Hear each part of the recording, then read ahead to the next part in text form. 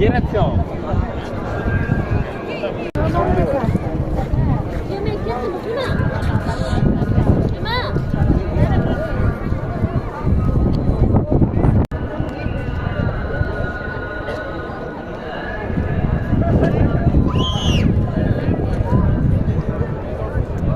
Oltida o'tirib darvozani to'g'raydi.